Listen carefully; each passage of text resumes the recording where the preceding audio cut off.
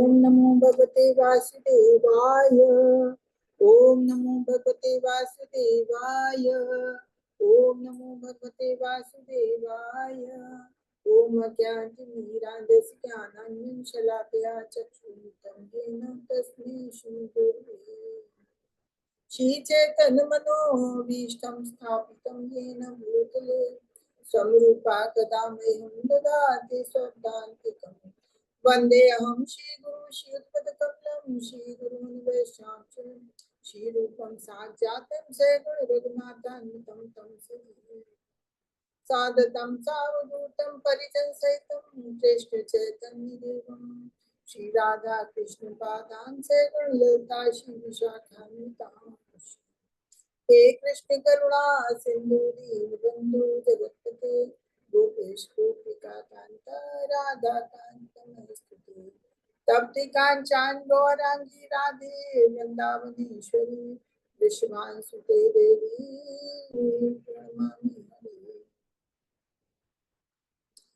नमः विष्णुपदाय कृष्ण पृष्ठाय श्रीमद्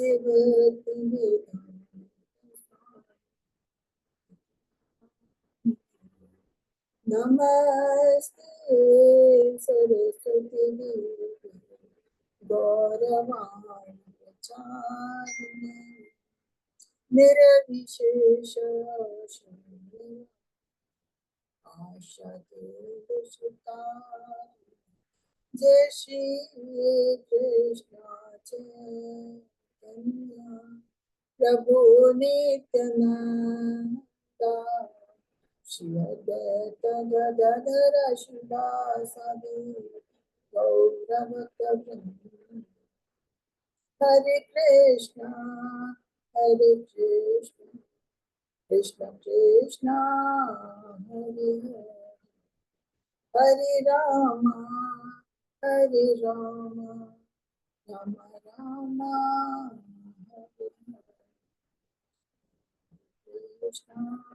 हरे Krishna Krishna Krishna Hare Hare Hare Ram Ram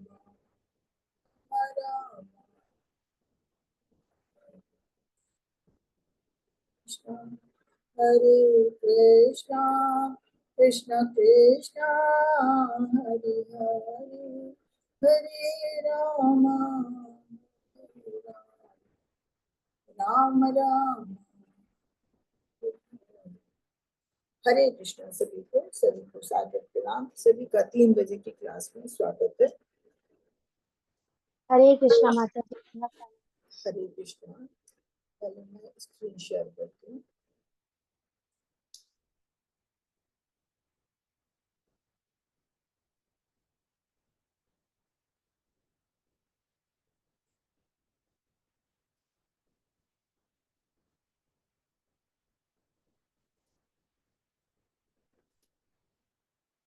screen share हो रहा है? जी माता जी, आ रहा है। आवाज मेरी क्लियर है? जी माता जी। तो अभी हम उपदेशामृत का 5वां श्लोक आज लेंगे। हमने पहले श्लोक में अभी 4 श्लोक ले चुके हैं। पहले श्लोक में हमने जाना था कि हमें अपने 6 वेगों पे कंट्रोल करना होता है, नियंत्रण करना होता है। और जो भी मनुष्य अपने 6 वेगों के नियंत्रण कर लेता है, वो पृथ्वी के किसी भी कोने में किसी को भी भक्त बनाने के लिए तैयार हो जाता है। वो कौन से वेग है?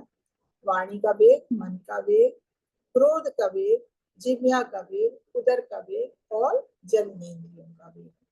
और उसके बाद हमने जब हम वेगों पे कंट्रोल कर लेते हैं, नियंत्रण कर लेते हैं, फिर दूसरा अध्याय था, दूसरा श्लोक था, जिसमें हमने जाना था कि हमें 6 चीजों से बचना चाहिए, क्योंकि 6 चीजें ऐसी हैं जो हमारी भक्ति में, आध्यात्मिक उन्नति में बाधक होती है।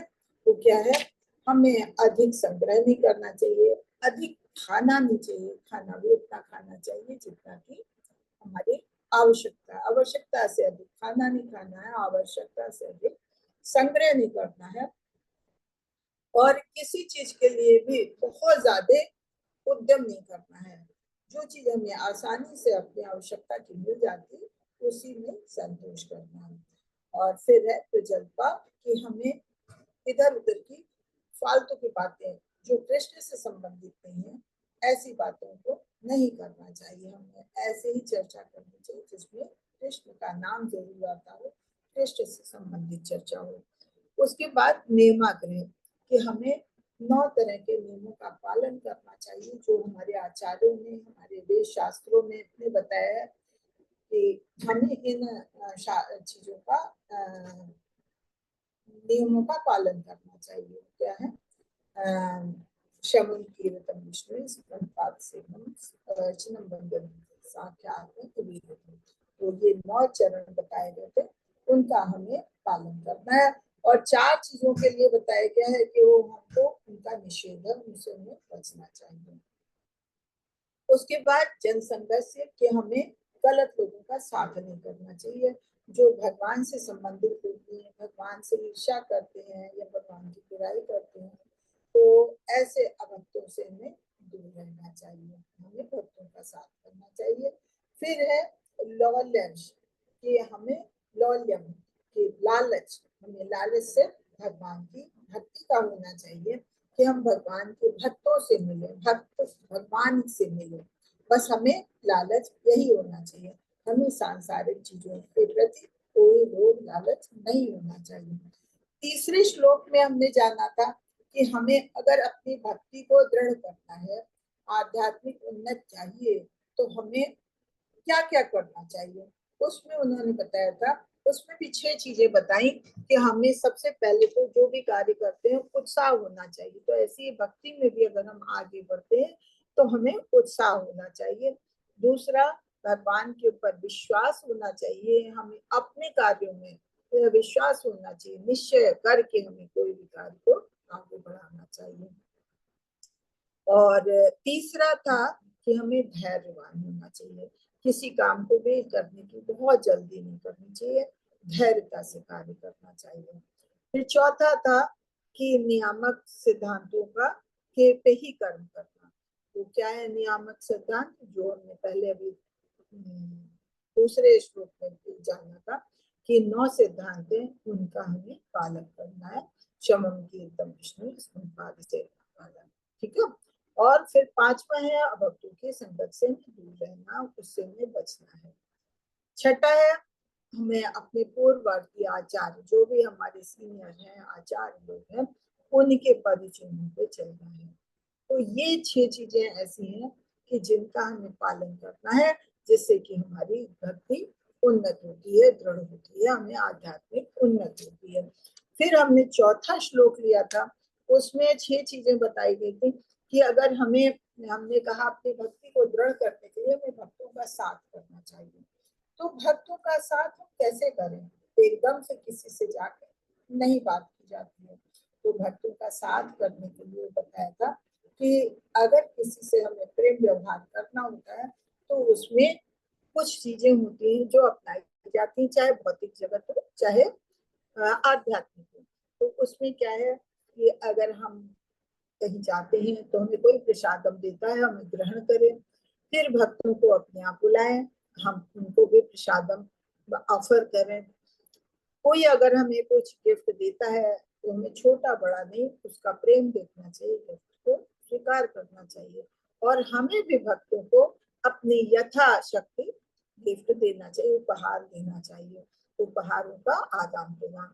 और जब हम साथ में बैठते हैं, खाते पीते हैं, तो अपने विचारों का आदान प्रदान करते हैं। तो हम कृष्ण से संबंधित जो भी जिज्ञासाएं हैं हम भक्तों से शेयर करें और उनसे पूछें, और अगर कोई हमसे जानना चाहता है और हमें आता है तो हम उनको बताएं। तो इस तरह से 6 चीजें हैं जो हमें आपस में शेयर करनी चाहिए जिससे कि हम भक्तों का हमारा साथ बढ़ता है। अब 5वें श्लोक में हम जानेंगे कि हमें कैसे भक्तों का साथ करना चाहिए।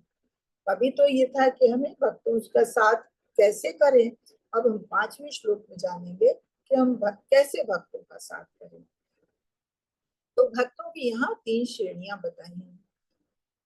सबसे पहले राधा माधव की जय। ये कहते हैं श्लोक के चार श्लोक, चौथे श्लोक में उन्नत के उत्सवों का अनुसार संग करते हैं। पिछले श्लोक में वर्णित 6 प्रेम पूर्ण आदान प्रदान को ठीक से लागू करने के लिए व्यक्ति को उचित व्यक्तियों का चयन करना चाहिए, जिनके साथ पारस्परिक व्यवहार करना चाहिए कि हमें कैसे भक्तों का साथ करना चाहिए, पहले हमें उनका चयन करना चाहिए। जिस तरह वैष्णव को एक मित्र के रूप में चुना जाता है और विभिन्न प्रकार के वैष्णवों के साथ कैसा व्यवहार करना चाहिए इस श्लोक में जानेंगे। कि खाली यही नहीं चुनाव करना है, हमें कैसा व्यवहार कैसे भक्तों के साथ करना है वो भी हम जानेंगे। सभी भक्तों का सम्मान करना चाहिए, लेकिन आध्यात्मिक उन्नति के लिए हमें गंभीर भक्ति के साथ जुड़ना चाहिए और आकस्मिक संगत से दूर रहना चाहिए। ये 5वां श्लोक है। कृष्णेति यस्य गिरीतं मनसा ध्रियेत दीक्षाति चेत् प्रणदिक्षु भजन्तमीशं शुश्रूषया भजन वेद्यं मनन्यमन्ये निन्दादिशून्ये हृदये निपेस्त संगलभ्या। इसमें कहते हैं मनुष्य को चाहिए कि जो भक्त भगवान कृष्ण का जप करता है उसका हमें आदर करना चाहिए। कोई भी है अगर भगवान के नाम का जप करता है तो उसका हमें मन से आदर करना चाहिए। उसे चाहिए कि उस भक्त को सादर नमस्कार करें जिसने आध्यात्मिक दीक्षा ग्रहण कर ली है। दीक्षा ग्रहण करने का मतलब वो भक्ति में आगे बढ़ रहा है तो उसका हमें सम्मान करना चाहिए, उसे हमें नमस्कार करना चाहिए। जो अर्च विग्रह के पूजन में लगा हुए है उसे चाहिए कि उस शुद्ध भक्ति की संगत करे और श्रद्धा पूर्वक उसकी सेवा करे। जो अनन्य भक्ति में आगे बढ़ा हुआ है और जिसका हृदय दूसरों की आलोचना यानी निंदा करने की प्रवृत्ति से सर्वथा विमुख है, तो अगर कोई ऐसा है जो भगवान का जाप कर रहा है तो उसको सम्मान देना है। जो इसने दीक्षा ग्रहण कर ली है, भगवान की पूजा अर्चना करता है तो उसको भी हमें नमस्कार करना चाहिए। और जो लोग शुद्ध भक्त होते हैं, जो पूरी तरह से भक्ति में बहुत आगे बढ़े चढ़े हैं और लोगों की किसी मतलब दुनिया भौतिक लोगों की न निंदा करते हैं, उन सब चीजों से विमुख होते हैं, तो उनकी हमें श्रद्धा से सेवा करनी चाहिए। अब इतना तो श्लोक में बताया, आगे हम डिटेल में पढ़ेंगे। संघ के 3 स्तर। भगवान कृष्ण के पवित्र नाम का जप करने वाले भक्त का मानसिक रूप से सम्मान करें, पहला चरण है। दूसरा है उस भक्त को विनम्र प्रणाम करें जिसने आध्यात्मिक दीक्षा प्राप्त की है और जो आज अर्चे विग्रह की पूजा में लगा हुआ है। उस शुद्ध भक्ति के साथ संगत और निष्ठा पूर्वक सेवा करनी चाहिए जो अविचल भक्ति सेवा में उन्नत है और जिसका हृदय दूसरों की। ये 3 तरह के भक्त बताए हैं और 3 स्तर हैं। अब हम उनके बारे में जानेंगे। ये बार बार हम जानेंगे ये 3 तरह के भक्तों के बारे में। ये पहली बार जान रहे हैं 3 तरह के भक्त कौन होते हैं। पहले होते हैं कनिष्ठ भक्त। कनिष्ठ भक्त को कौन होते हैं? केवल मंदिर में भगवान की उपस्थित, कोई सम्मान नहीं, बाहर से जुड़ा हुआ, केवल विषय देखता है, नरम और लचीला विश्वास होता है, शास्त्र के निष्कर्षों से परिचित नहीं होती और पहली दीक्षा। तो अब हम जानेंगे कि कनिष्ठ भक्त, ये कनिष्ठ भक्त होते हैं। कनिष्ठ भक्त कौन होते हैं? जो एकदम शुरू के होते, मतलब इनकी भक्ति में अभी इन्होंने पहला कदम रखा है। तो कहते हैं कि ये भक्त कैसे होते हैं कि ये निम्न स्तर पे होते हैं। ये मंदिर में अर्चा वगैरह की तो पूजा करते हैं, लेकिन इन्हें कौन छोटा है, कौन बड़ा है, कौन कैसा भक्त है, किसके साथ हमें कैसा व्यवहार करना है, या पूजा विग्रह वगैरह में कोई खास दिलचस्पी नहीं होती है। बस ये है कि मंदिर जाते हैं, मंदिर में सर झुकाते हैं, हाँ ये भगवान है, ठीक है, भगवान को मानते हैं, लेकिन कोई इतनी पूरी तरह से नहीं जुड़े हैं कि दृढ़ता है कि अगर कोई कुछ कह दे तो हम उसको बर्दाश्त नहीं करें।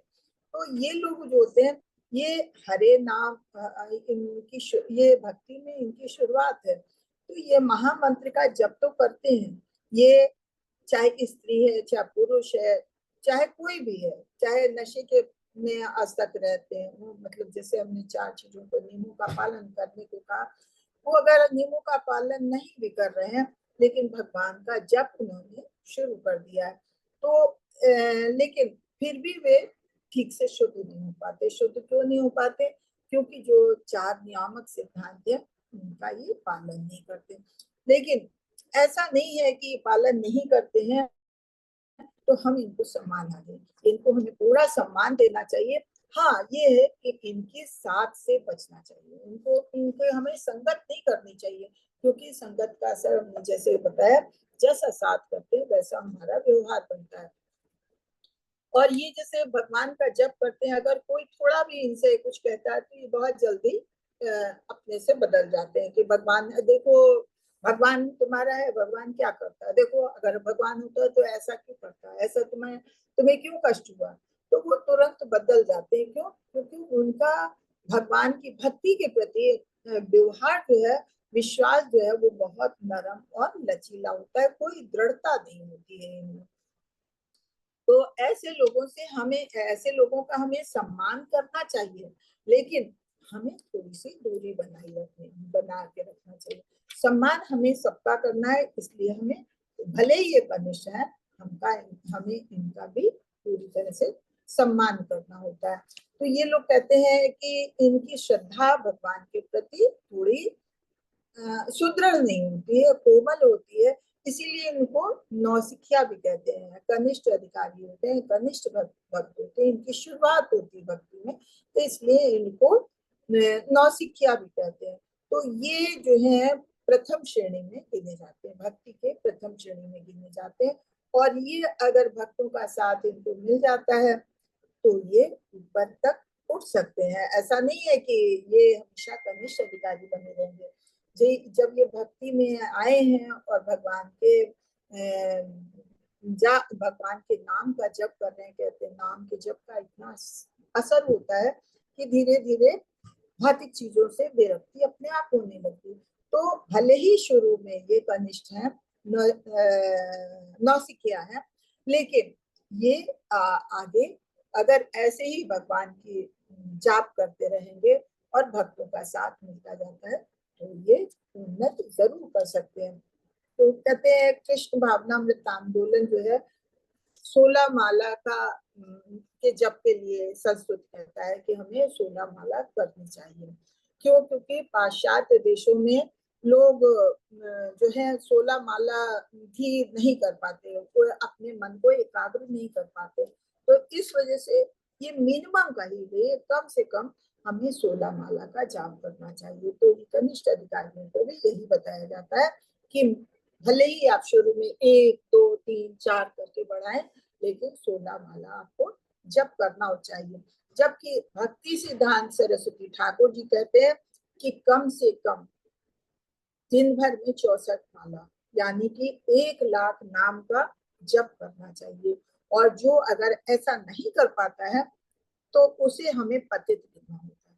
जो 64 माला नहीं कर पाता है, जो 1 लाख नाम का जप पूरे दिन में नहीं कर पाता है, तो उसको हमें पतित मानना चाहिए। उनकी गणना के अनुसार जब हम पतित जैसे हैं किंतु हम परमेश्वर की सेवा पूरी गंभीरता और छल कपट के बिना प्रयत्नशील रहते हैं, तो हमारे ऊपर भगवान की कृपा होती है और धीरे धीरे हम प्रगति करते हैं, आध्यात्मिक उन्नति होती है। तो ये तो बताया कनिष्ठ अधिकारी के बारे में, जिनकी अभी शुरुआत है भक्ति में, अभी इनकी शुरुआत है। और उसके इनको ये धीरे धीरे जब आगे बढ़ते हैं तो दीक्षा भी लेते हैं। दूसरी है मध्यमा। मध्यमा में ये लोग क्या होते हैं?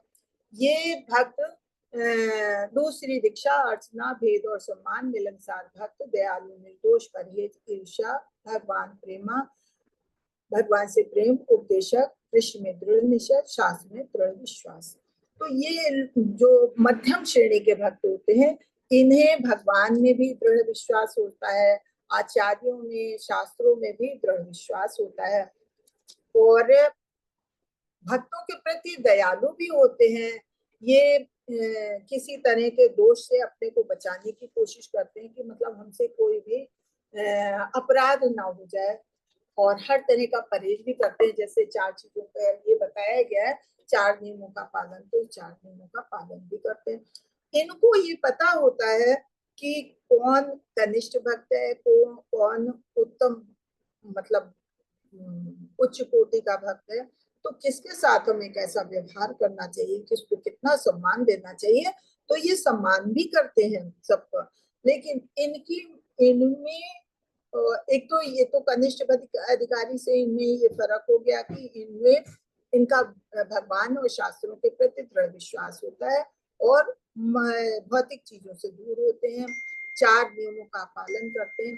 लेकिन कमी क्या होती है कि इन्हें शास्त्रों का इतना ज्यादा ज्ञान नहीं होता है कि ये जैसे कोई किसी चीज के लिए शास्त्रार्थ करे तो ये जो है उसके साथ पूरी तरह से उसके साथ बहस करके अपनी जीत कर सके, ये चीज कम होती है। मध्यम अधिकारी का भक्त जो है भगवान के प्रेम के प्रति, भगवान के प्रेम को सर्वोच्च मानता है, इसलिए भगवान को पूछता है, भगवत भक्तों को मित्र भी बनाता है, और अज्ञानियों के प्रति, अज्ञानी को इनको कहा गया कनिष्ठ या कनिष्ठ अधिकारी, या जो भक्ति में बिल्कुल नहीं भी है तो उनके प्रति भी वो दया दिखाता है और किसी से ईर्ष्या नहीं करता है। ईर्ष्या इसमें नहीं होती, किसी के प्रति ईर्ष्या नहीं बल्कि दया भाव होता है। और बस यही है कि वो अगर उसे शास्त्रों का इतना दृढ़ ज्ञान नहीं होता है कि अगर किसी के साथ शास्त्रार्थ करता है, शास्त्रार्थ करने में भी ये इतना उच्च कोटि में नहीं आगे होता, बस यही इसमें एक कमी होती है। तो ये जो है दीक्षा भी ले लेते हैं, इनको दीक्षा भी मिल जाती है, क्योंकि दीक्षा उन्हीं को मिलती है जो भक्ति में, भगवान की पूजा अर्चना करने में या भक्तों में अंतर करना जाने और भौतिक जगत से थोड़ा सा विमुक्त हो, तो ऐसे लोगों को ही दीक्षा मिलती है, तो इन्हें ये दीक्षित भी होते हैं। और ये जब कोई भी प्रामाणिक गुरु मिल जाता है तो उनसे दीक्षा ग्रहण कर लेते हैं और गुरु की भी भगवान के द्वारा के समान सेवा करते हैं, गंभीरता से उनकी सेवा करते हैं, तो ये होते हैं मध्यम अधिकारी। तीसरे होते हैं उत्तम अधिकारी। उत्तम अधिकारी अवचलित भक्ति भाव और सभी को की आलोचना करने की प्रवृत्ति से मुक्त, परिपूर्ण केवल आत्मा को देखता है, अडिग विश्वास, आत्माराम, वो दूसरों को जप करने के लिए प्रेरित करता है और सभी को ऊपर उठाता है और गुरु बनने के कारण होता है।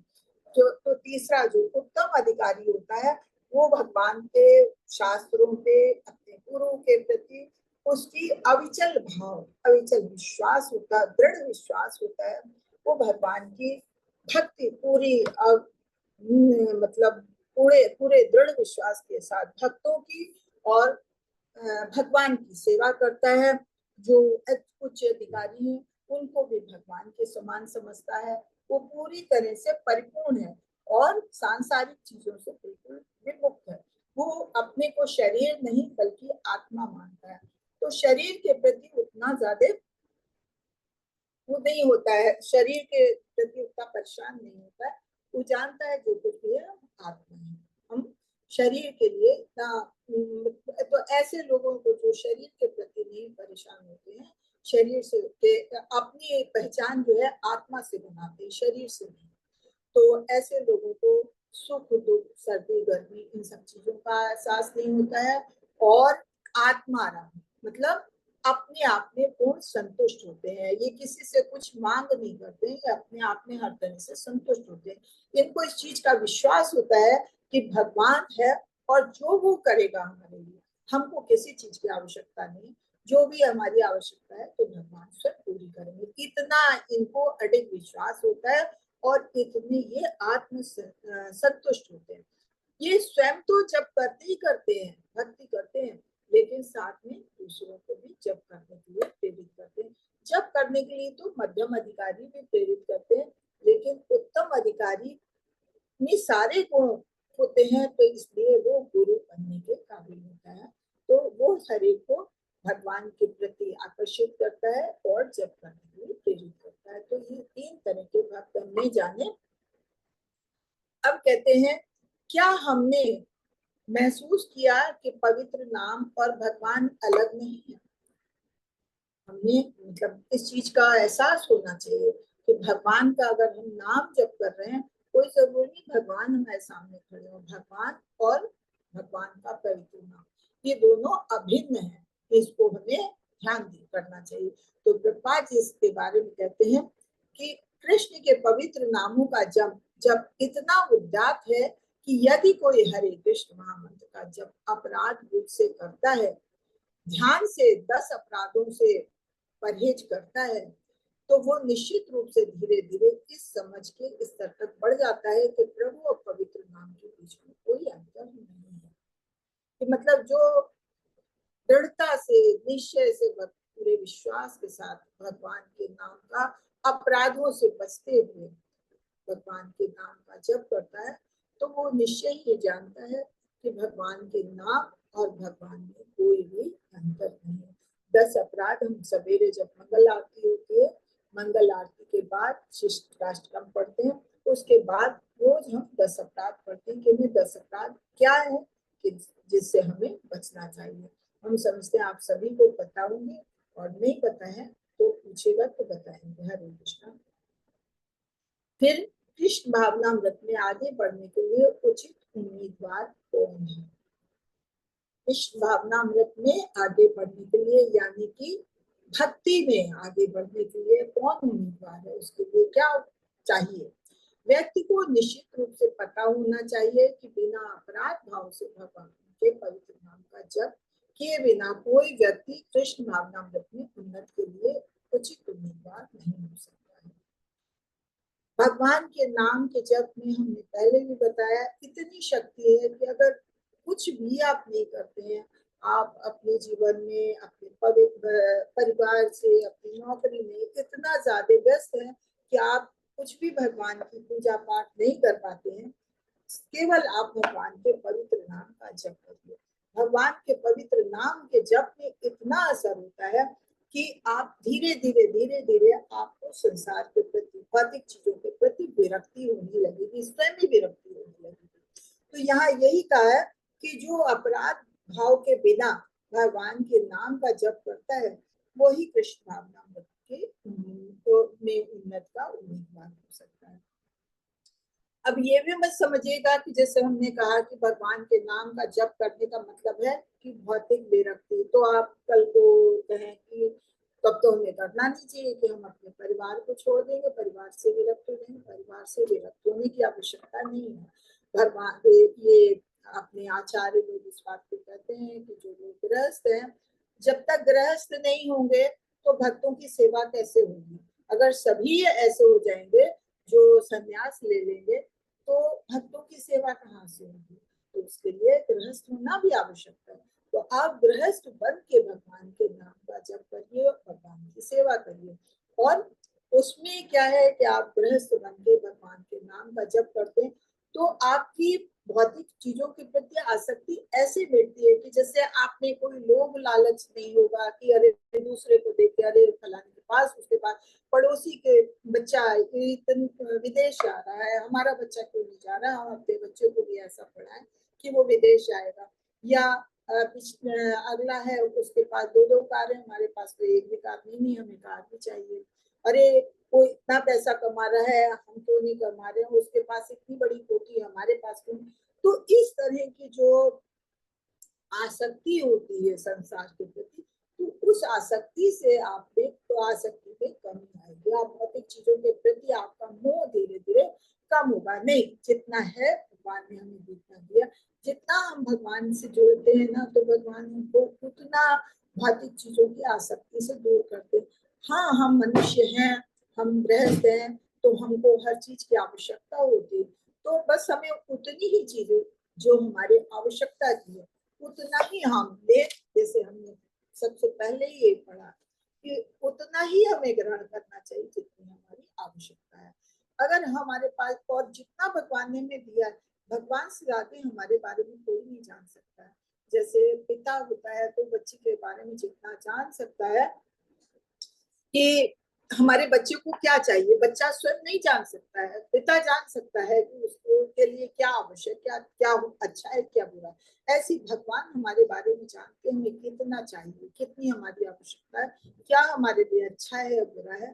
तो अगर हम भगवान पे विश्वास करके भगवान के नाम का जप करते तो हमारी आवश्यकताएं भगवान स्वयं पूरी करते हैं। और जो गृहस्थ है उसके परिवार की आवश्यकताएं भगवान स्वयं पूरी करते हैं।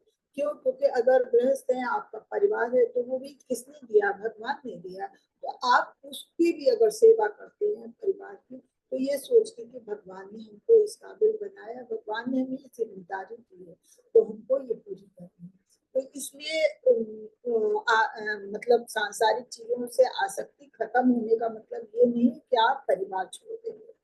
तो ये है कि हमें कृष्ण भावना में अगर उम्मीदवार, कौन उम्मीदवार होता है? जो भगवान का अपराध भाव से पवित्र नाम का जप करता है। कनिष्ठ चरण से उत्तम चरण तक कैसे बढ़े?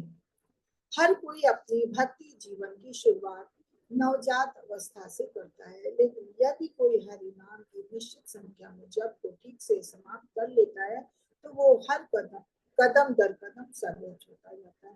देखिए, बच्चे भौतिक जगत में भी हैं, अगर आप उन्हें पढ़ाते हैं, पहले वो अक्षर पढ़ते हैं, अक्षर से शब्द बनाना सीखते हैं, शब्द से वाक्य बनाना सीखते हैं, फिर वो पूरा पूरा सेंटेंस बनाते हैं, उसके बाद आगे बढ़ते हैं। तो ऐसे यहाँ पे बताते हैं कृपा जी कि कोई भी अगर कनिष्ठ अधिकारी है, भक्ति में उसने शुरुआत की है, तो शुरुआत में पहली उसकी नवजात अवस्था होती है। लेकिन उसे बताया जाता है कि आप 4 चीजों का परहेज करो, 9 चीजों का पालन करो और भगवान के हरि नाम का जाप करो।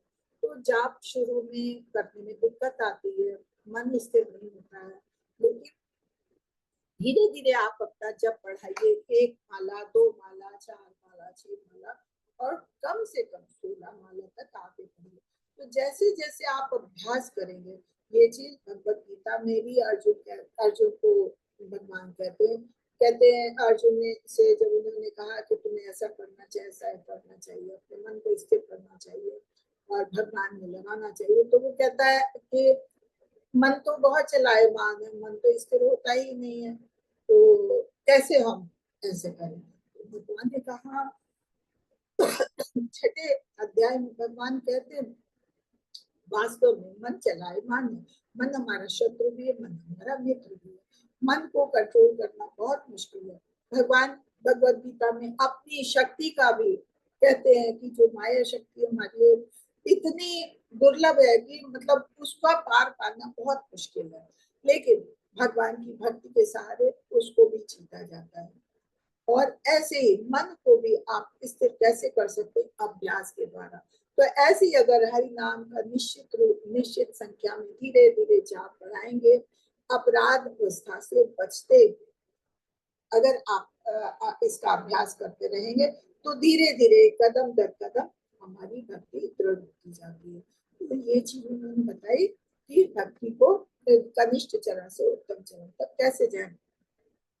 फिर हमने देखा है कि हमारे कुछ समकालीन महान प्रचारक माने जाते हैं, वे धीरे धीरे जीवन की भौतिक अवधारणा में गिर चुके हैं क्योंकि वे भगवान के पवित्र नाम का जप करने में विफल रहे। हाँ, तो भगवान यहाँ पे प्रभुपाद जी कह रहे हैं आगे बढ़ने के लिए सबसे ज्यादा जरूरी है भगवान का नाम का जप। कि कुछ लोग हैं जो भक्ति में आगे बढ़े, इतना बढ़े कि वो प्रचार प्रसार भी करने लगे, सब कुछ करने लगे, लेकिन फिर उन्होंने जब और चीजों में उन्होंने अपने को व्यस्त कर लिया तो पवित्र नाम का जप करना उन्होंने धीरे धीरे कम कर दिया। तो जब पवित्र नाम का जप करना उन्होंने कम कर दिया तो धीरे धीरे भक्ति में वो गिरने लगे। ये भक्ति में गिरने का मतलब भौतिक चीजों के प्रति उनका आसक्ति फिर से बढ़ने लगी।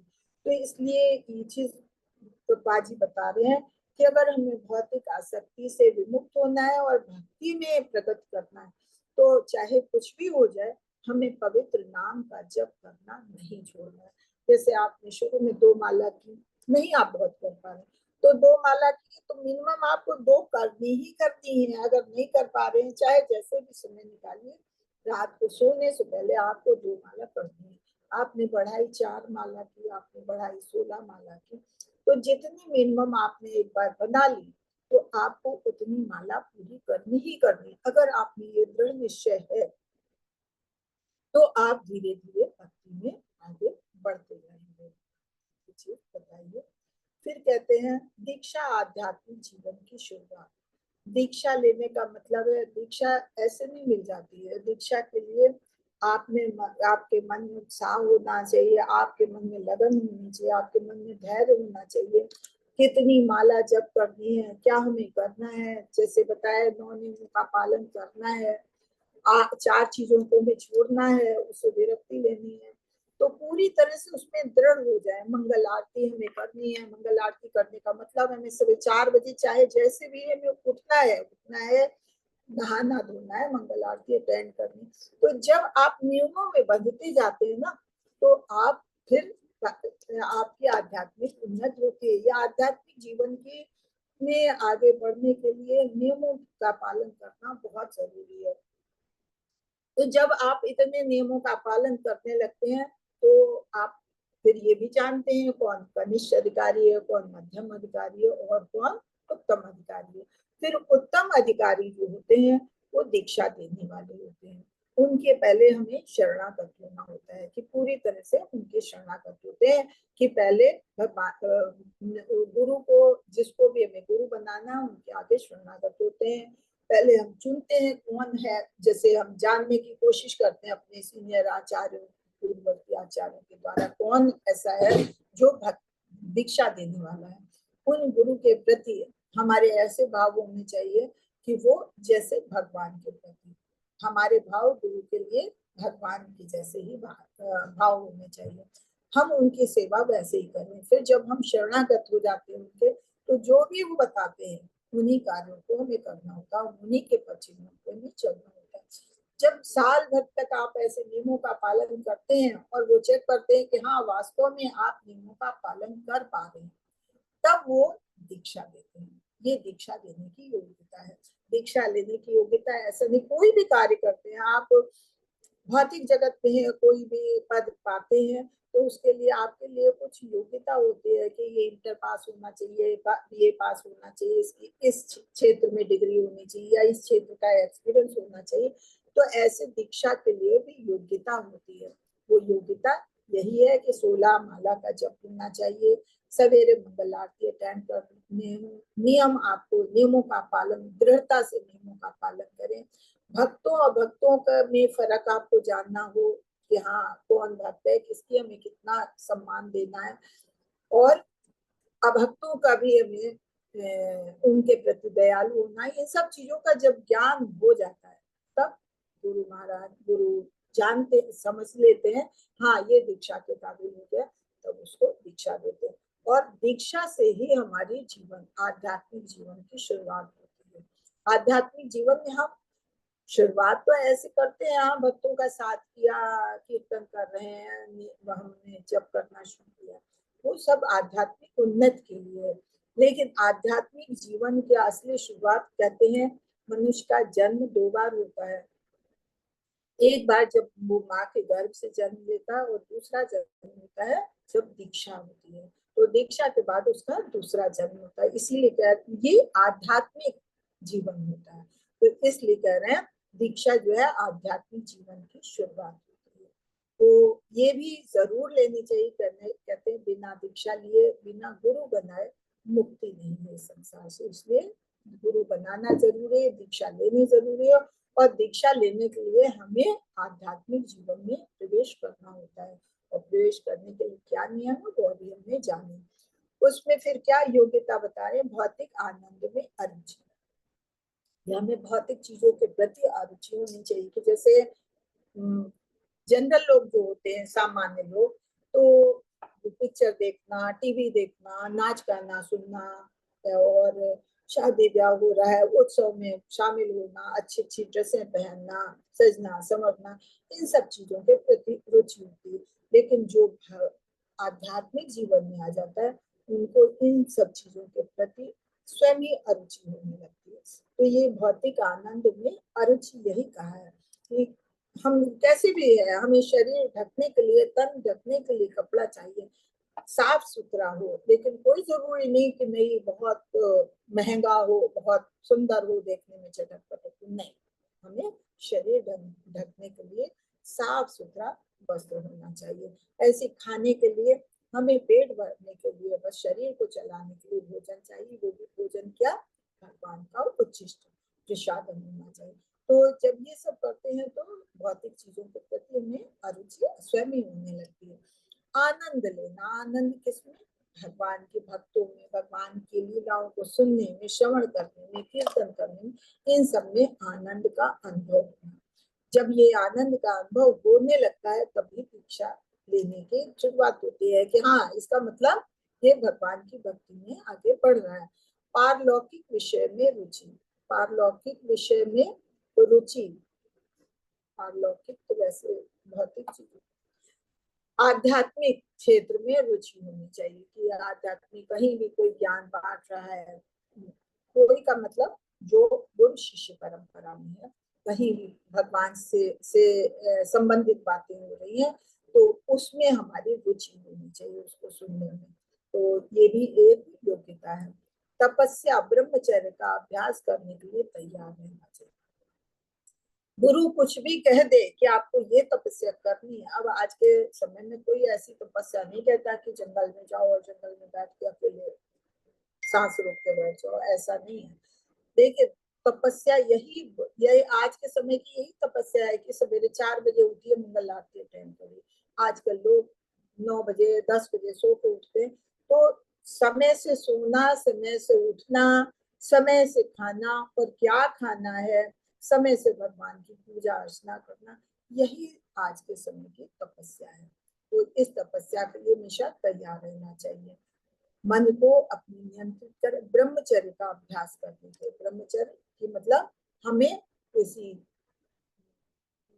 के साथ भी गलत संबंध बनाने नहीं, किसी पराये मर्द या पराये औरत, स्त्री के साथ संबंध बनाने के लिए सोचना भी गलत है, किसी को ऐसी दृष्टि से देखना भी गलत है। इसीलिए इस कौन में चाहे छोटे से छोटे उम्र की लड़की हो, बड़े से बड़ी उम्र की माता हो, सबको माता ही कहते हैं, माता जी कहते हैं। चाहे छोटी से छोटी लड़की हो उसको भी माता जी ही कहते हैं। क्यों, हमारे मन में कोई भी पुरुष है तो जब माता जी कहेगा तो उसके मन में गलत भाव नहीं होते किसी भी स्त्री के प्रति। तो इसलिए किसी के प्रति हमारे मन में गलत भाव नहीं होना चाहिए, ये ब्रह्मचर्य है। मन जो भी पुरुष है, छोटे से छोटा बच्चा है, बड़े से बड़ी उम्र का है, सबको प्रभु जी कहते हैं। जब हमारे जमान से ही उनके लिए प्रभु जी निकल रहा है तो कभी हम उनके बारे में गलत नहीं सोच सकते। तो ये चीजें हैं ब्रह्मचर्य का, हमें अभ्यास के लिए तैयार रहना चाहिए, तपस्या के लिए तैयार रहना चाहिए। हमें अपने मन को नियंत्रित करना चाहिए। मन को नियंत्रित यही करना है कि हमें को जिस चीज के लिए हमें मना किया गया, चाहे हमें कितना भी पसंद है, लेकिन नहीं, हमें उसको त्याग देना है।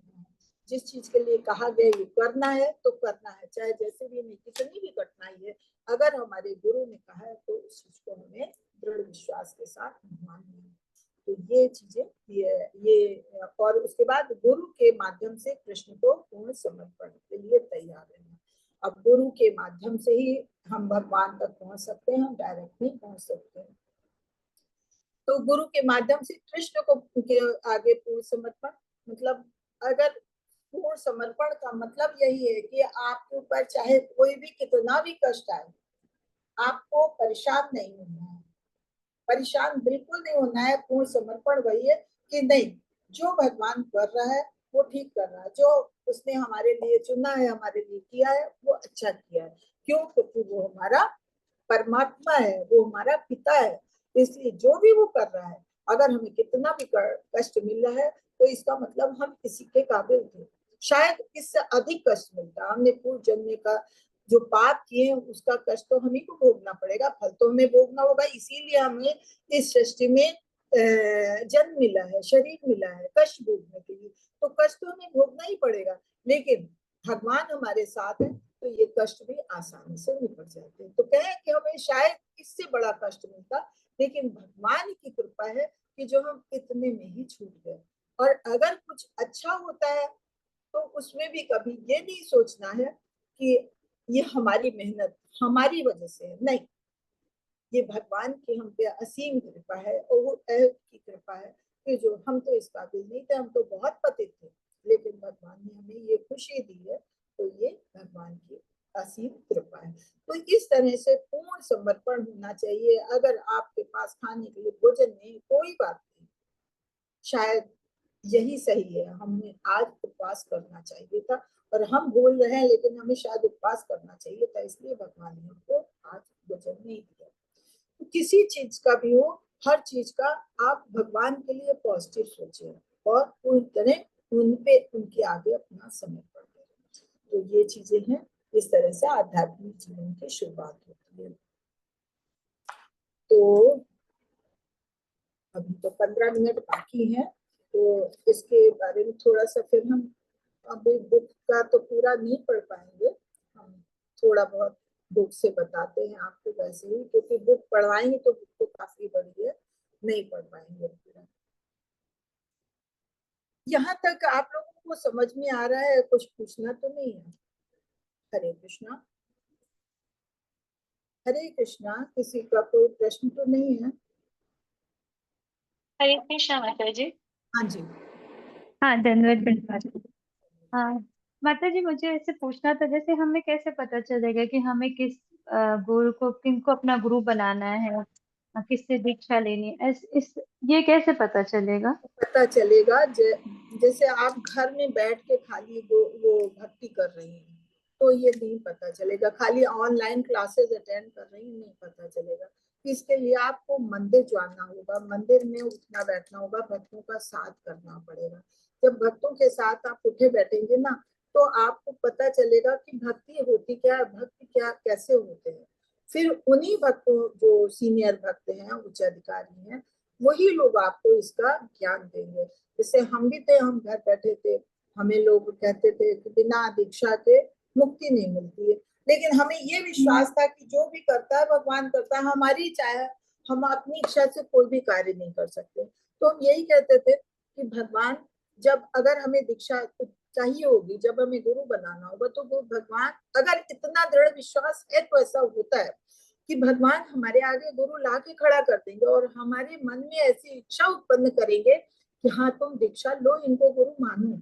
लेकिन गुरु ऐसी कोई मानना है जिसके लिए हमारे मन में असीम श्रद्धा हो। ये नहीं किसी के कहने से हमने गुरु बना लिया, लेकिन 4 दिन बाद अरे नहीं, ये तो इस तरह का कर्म करता है, तो हमारे गुरु बनने के काबिल नहीं है, और हम उसकी बुराई करने लगे। ऐसा नहीं होना चाहिए। तो जब हम भी इस्कॉन से जुड़े, तो हम मंदिर भी जाते थे। जिस मंदिर से हम जुड़े, ये मैंगलोर से, तो हम मंदिर भी जाते थे, और मंदिर के जो टूर होते हैं उसमें भी जाते थे। तो मैंगलोर जब गए, तो वहाँ हमें नहीं मालूम था दीक्षा क्या होती है और दीक्षा कैसे ली जाती है, दीक्षा का क्या मतलब है। हम समझ लीजिए नव दीक्षित ही अपने को गिनते हैं, नव दीक्षित थे। वहां गए तो वहां कुछ लोगों की दीक्षा हो रही थी और होनी थी। तो जैसे ही गुरु महाराज स्टेज पे आए, तो हमारे गुरु महाराज है, वो बहुत बीमार हैं, बहुत तकलीफ में हैं, वो व्हील चेयर से चलते हैं, बहुत तकलीफ में हैं, लेकिन उनमें इतना ज्यादा तेज है। उनको देख के एकदम से हमें लगा कि इनको तो हमें गुरु मान लेना चाहिए। हमने नाम निश्चय प्रभु से कहा कि प्रभु जी हमें भी दीक्षा लेनी है। हमें नहीं मालूम था दीक्षा क्या होती है, हमने कहा हमें भी दीक्षा लेनी है, हमें भी इन्हें गुरु बनाना है। तो उन्होंने कहा दीक्षा ऐसे नहीं होती है, दीक्षा के लिए पहले 1 साल शरणागत होना होता है, और गुरु को आप जानिए कि गुरु क्या है, गुरु के बारे में आपको जानना चाहिए। तो अभी आप शरणागत हो जाइए। मैंने कहा ठीक है। तो उन्होंने हमें शरणागत दिला दिया, शरणागत हो गए। उसके बाद धीरे धीरे हमने उनके बारे में भी जाना। तो जैसे एक तो उनको देख के हमारे मन में जिज्ञासा आई। ये जिज्ञासा कौन पैदा करता है? भगवान पैदा करते हैं। तो हमारे मन में आया कि हमें गुरु बनाना चाहिए, हमें किसी ने नहीं कहा था। फिर जब हम उनके बारे में भी जाना, तो हमें लगा कि नहीं ये सही है, भगवान ने हमारे मन में जो बुद्धि दी है वो सही है।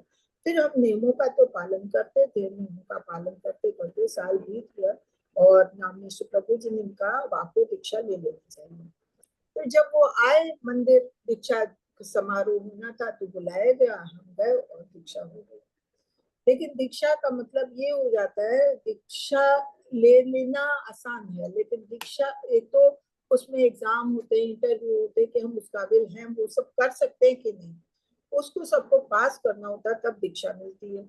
और दीक्षा लेने के बाद अगर हमने गुरु बनाया है तो हमें गुरु के प्रति इतनी श्रद्धा होनी चाहिए कि हम अभी तक चाहे जितने गलत काम करते थे, अब हमें कुछ भी गलत नहीं करना है। क्यों? दीक्षा का मतलब होता है कि गुरु हमारे सारे पाप पुण्य अपने ऊपर ले लेते हैं, आज तक के जितने भी पाप पुण्य हैं वो अपने ऊपर ले लेते हैं, और वो हमें डायरेक्ट भगवान से जोड़ने की कोशिश करते हैं। तो अगर अब हम कुछ गलत कार्य करते हैं तो उसका असर सीधे गुरु महाराज को होता है, उनको कष्ट होता है। तो अब जैसे इस समय वो इतने कष्ट में, इतनी बीमारियों से जूझ रहे हैं, तो यही लगता है उन्होंने हजारों शिष्य बनाए हैं, तो सभी तो नहीं इतने ज्यादा दृढ़ होते हैं, दृढ़ विश्वास से अपने कार्य कर्म को करते हैं। तो पता नहीं कौन क्या गलत कार्य करता है जिसका फल उनको मिलता है। तो ये सब चीजें होती है। दीक्षा का गुरु जो है, जब आप जुड़ेंगे भक्ति में, आगे बढ़ेंगे, तो धीरे धीरे आपको एहसास होने लगेगा कि आपको कहाँ किसको गुरु बनाना। यही तो कहा कि 9 दीक्षित जो होता है कनिष्ठ अधिकारी होता है। कनिष्ठ अधिकारी को इस चीज का एहसास नहीं होता है कौन उच्च अधिकारी है, किसको गुरु बनाना चाहिए, किसको नहीं बनाना चाहिए। और मध्यम जब थोड़ी अभ्यास के द्वारा वो आगे बढ़ता है, चिन्हों पे चलता है, आगे बढ़ता है, तो मध्यम अधिकारी बनता है, तो थोड़ा थोड़ा उसे ज्ञान होने लगता है। लेकिन वही चीज आगे बढ़ती जाती है, और फिर वो उत्तम अधिकारी बन जाता है। और उत्तम अधिकारी होता है वो किसी को भी शिष्य बनाने के योग्य होता है। तो जब हम भक्तों के साथ उठते बैठते हैं तो धीरे धीरे हमें इन चीजों का ज्ञान होता है। जैसे आप अपने परिवार के ही किसी उत्सव में शामिल होती, तो आपको दूर दूर के परिवार वालों के बारे में, हर एक के बारे में नहीं पता होता है। जब आप सबसे मिलती जुलती हैं, एक दूसरे से बात करती, तब आपको पता चलता है कि कौन क्या है, किसका क्या व्यवहार है, कौन अच्छा है कौन बुरा। तो इसी तरह से जब भक्तों के साथ हम उठते बैठते, तब हमें धीरे धीरे हर चीज का ज्ञान होता है, और तभी हम गुरु का चुनाव कर पाते हैं। ठीक है। ओ- ओके माता जी। तो माता जी जैसे कि हम एकदम, क्योंकि हमें अपराध भी नहीं करना है, तो जब तक हम पूरी तरीके से ऐसे ना हो जाए कि मतलब भक्ति में एकदम लग ना जाए, तब तक हमें दीक्षा नहीं लेनी चाहिए, हाँ, क्योंकि वो फिर गुरु के ऊपर पूरा उसका पूरा असर पूरा आता है। असर गुरु पे आता है कि हाँ। हमने कह तो दिया। बहुत लोग अभी ऐसे हैं जो लोग दीक्षा लेने के बाद भी किसी की भी बुराई करने लगते हैं, किसी से ईर्ष्या करने लगते हैं, या किसी पे भी बेकार का क्रोध करने लगते हैं। तो ये सब चीजें भी हमको छोड़नी पड़ती हैं। जब हम भक्ति में आते हैं ना, तो चाहे कुछ भी हो, हमें किसी के प्रति ईर्ष्या भाव नहीं होना चाहिए। किसी के प्रति हमारे मन में गलत भाव, भले ही आप हमारे लिए कितना बुरा सोचते हो, ये आपकी बात है, तब भी हमें आपके प्रति दया होनी चाहिए कि भगवान इनको अच्छी बुद्धि दो। हमें नहीं सोचना है कि आपने हमें गलत कहा है, गलत हमारे साथ बर्ताव किया, तो हम भी वैसे ही बने। नहीं, हमको दूसरे के प्रति हमेशा अच्छे भाव रखने हैं। हमें दूसरे के प्रति हमेशा दया रखनी है, दया भाव रखना है। क्रोध करें, क्रोध कब करें? जब आपके गुरु को, आपके भगवान के प्रति कोई गलत बात कहता है, तो आपको क्रोध होना चाहिए, तब क्रोध होना चाहिए। लेकिन वैसी छोटी छोटी बात पे कि अरे इसने तो हमारा इतना इतना हमें सम्मान देना चाहिए, इसने तो हमारे साथ इतना हमारा अपमान किया, नहीं। अमान अपमान, सुख दुख, ये इन सब छोटी छोटी चीजों से अपने को दूर हटाना चाहिए। और ये सब चीजें जब आप भक्ति में आगे बढ़ेंगे ना, जब आप नाम जप करते रहेंगे, तो धीरे धीरे ये सब चीजें अपने आप छूटेंगी। ये हमारे कहने से नहीं, ये किसी के कहने से नहीं होता है। जितना आप भक्ति का अभ्यास करेंगे, जितना आप जप का अभ्यास करेंगे, जितना भगवान पे दृढ़ विश्वास करेंगे, तो वैसे वैसे धीरे धीरे ये सब चीजें अपने आप खत्म होंगी। ये हमारा अपना अनुभव है। माता जी, माता जी मैं ना इधर मंदिर में ही जुड़ी हुई हूँ, यहाँ पूना में रावेत में। अच्छा। तो मेरी एक वीक में सेवा भी रहती है। और मैं मतलब ऐसे सोचती हूँ कि मेरा बस भक्तों का संग मेरे साथ रहे, क्योंकि अगर वो बिगड़ेगा तो फिर मैं पहुंच ही नहीं पाऊंगी गुरु तक। भक्तों का साथ रहे, और जैसे सेवा भी जो मिलती है उसको कभी आप किसी के आगे ये ना कहें कि मैं तो इतनी सेवा करती हूँ, या आप में ये अहंकार नहीं होना चाहिए कि हम इतनी सेवा करते हैं, या हम नहीं करेंगे तो शायद ये काम नहीं होगा। नहीं, किसी के बिना भी कोई काम रुकता नहीं है, एक तो।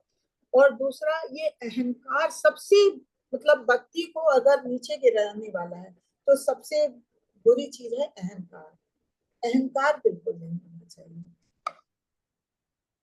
हरे ठीक है कृष्ण। माता, हरे कृष्ण माता जी, थैंक यू। किसी का और प्रश्न कोई?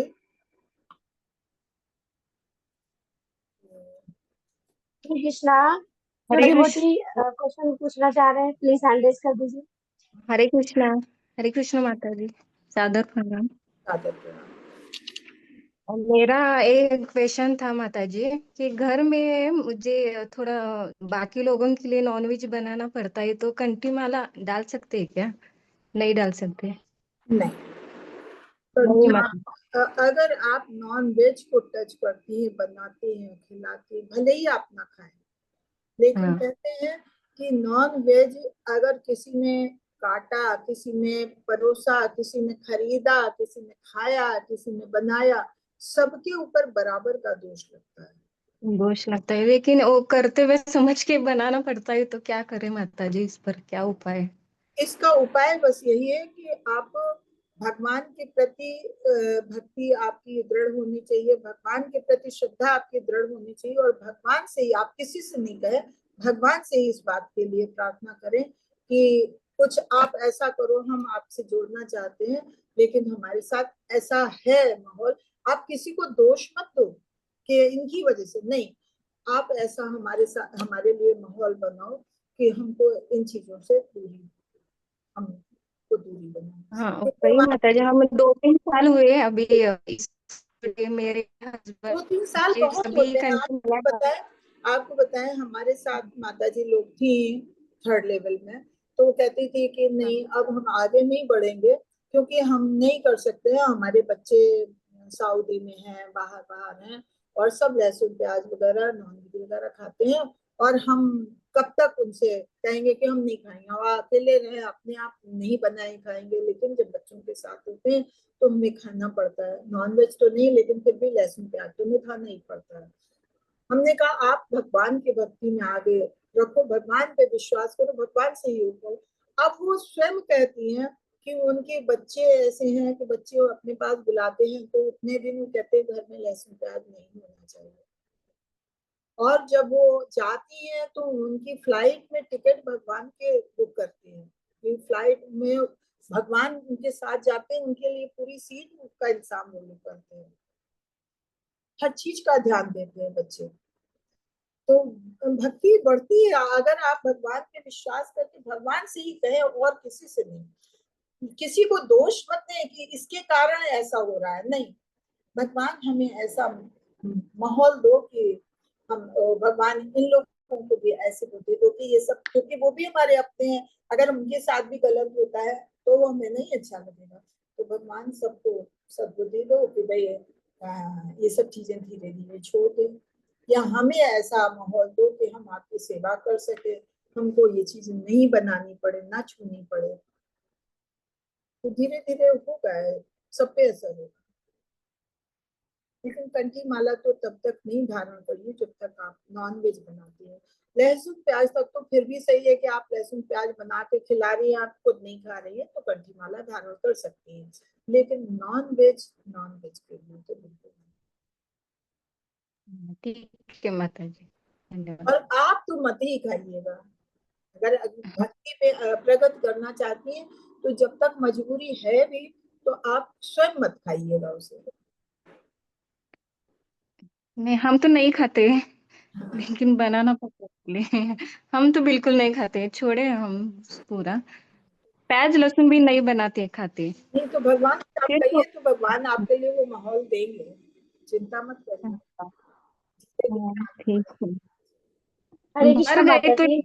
थोड़ा प्रॉब्लम होता है, वो प्याज लहसुन हरे कृष्णा। और कोई कुछ बोला?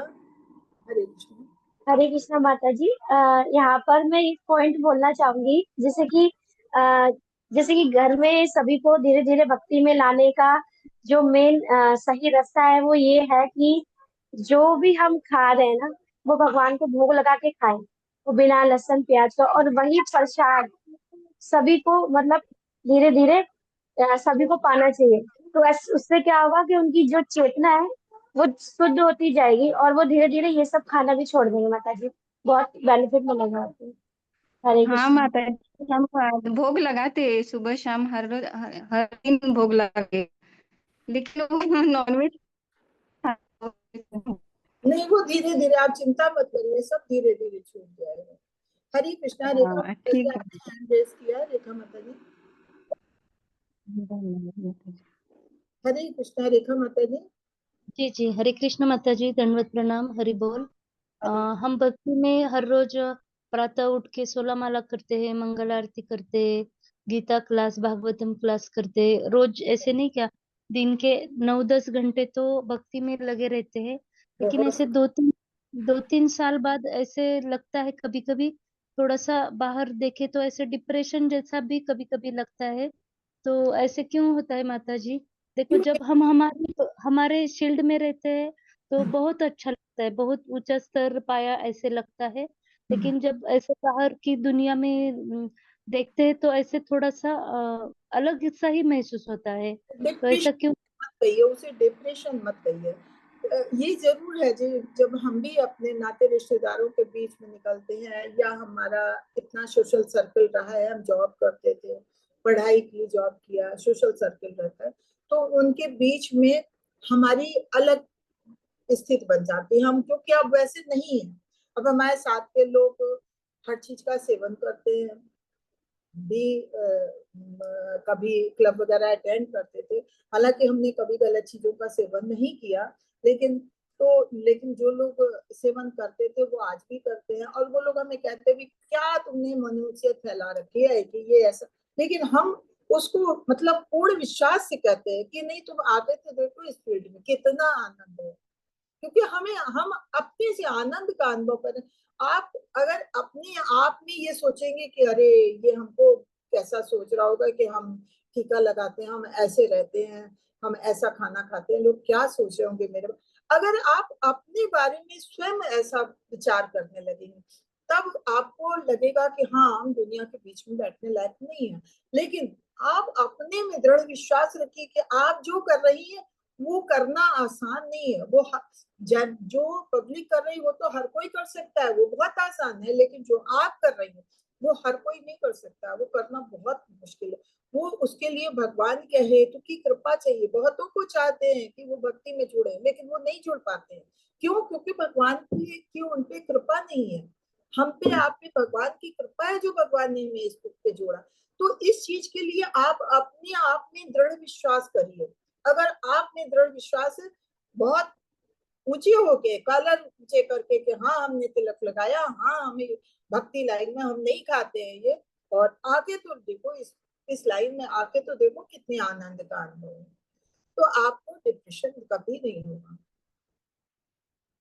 जो जनरल पब्लिक की लाइन है, भौतिकतावादी है, तो वो तो कोई भी अपना सकता है, लेकिन आपका क्षेत्र हर कोई नहीं अपना सकता है। आप में ये विश्वास होना चाहिए। भक्त हर कोई नहीं बन सकता है, भक्ति में कोई आगे, हर कोई नहीं आगे बढ़ सकता है। ठीक है। जी माता जी, जी बहुत सुंदर, बहुत बहुत धन्यवाद माता जी। हरे कृष्ण, दंडवत प्रणाम। हरे कृष्णा। किसी का और प्रश्न कोई? हरे कृष्णा।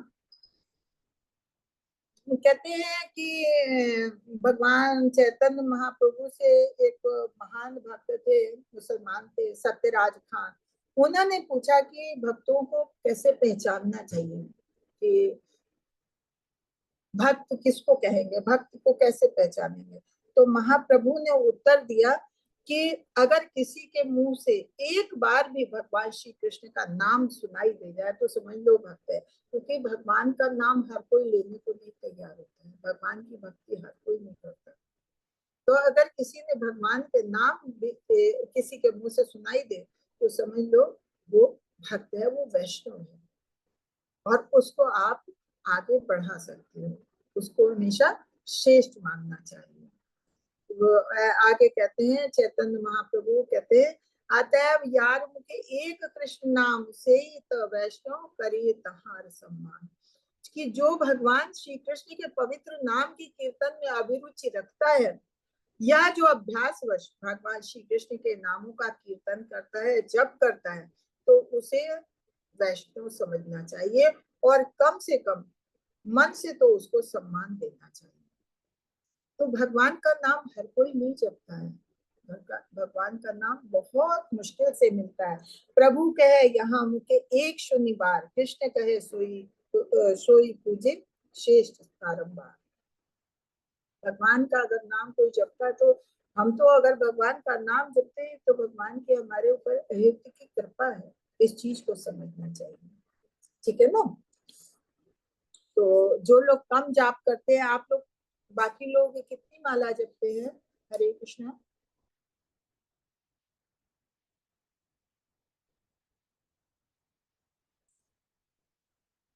आप लोग उत्तर दीजिए, आप लोग जाप करते हैं ना? हरे कृष्णा।